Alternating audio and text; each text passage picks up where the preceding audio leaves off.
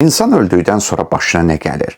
Bilirsiniz ki, müsəlmanların böyük hissəsi ölümdən sonra ta qiyamətədək insanın hərəkət fəaliyyətini də, əməl dəftərinin açıq qaldığını da qəbul ediblər. Lakin az bir qism bunu inkar edir və deyirlər ki, əməl dəftəri də bağlanır, üstəlik insan bir növ yuxu rejiminə keçir və qiyamət günü ayılıb hesaba girəcək. Gəlin Qurana baxaq.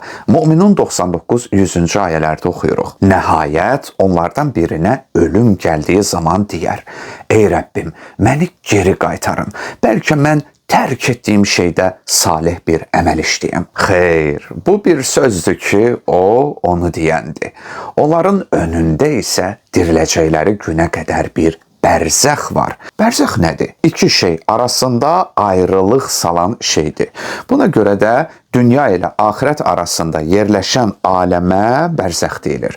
Ayədə qiyamətə də ifadəsi göstərir ki, bu bərzəx haradadırsa, insanla dünyanın arasında yox, dünya və axirət arasındadır. İndi gəlin Qafir surəsinin 45-46-cı ayələrinə baxaq. Firon ailəsini pis əzab bürüdü. Od, səhər və axşam ona məruz qalırlar. Saat qopduğu gün isə Firon ailəsini ən şiddətli əzaba salın. Burada da qiyamətə qədər Firon ailəsinin, çevrəsinin, əhatəsinin əzaba düçar olduğu deyilir. Onlar bu əzaba harada davamlı olaraq məruz qalırlar. İndi isə Ali İmran 169-da oxuyuruq. Allah yolunda öldürülənləri ölü zənn etmə. Əksinə onlar diridirlər, Rəblərinin yanında ruziləndirirlər. Sual: harada diridilər?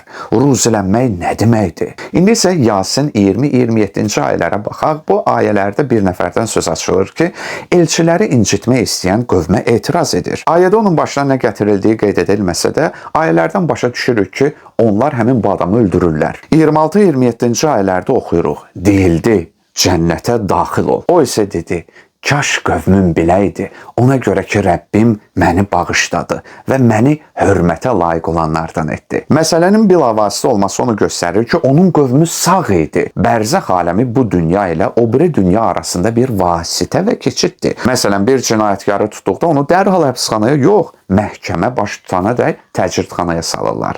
Adəmdən bu yana ölənlər üçün isə nə məhkəmə olub, nə qiyamət və s. Quranda qiyamət barəsində çox danışıldığı halda bərzəx aləmi barəsində bu qədər söhbət açılmır. Bu səbəbdən də bu haqda qaranlıq məqamlar çoxdur və bu aləmin xüsusiyyətləri və xırdalıqları aydın deyil. Bərzəxin xüsusiyyətləri haqqında məlumat əqidəvi məsələlərə bir o qədər də təsir göstərmir. Lakin bu məqamı unutmaq olmaz ki, Quranda bərzəx aləminin mövcudluğu açıq şəkildə bəyan edilib.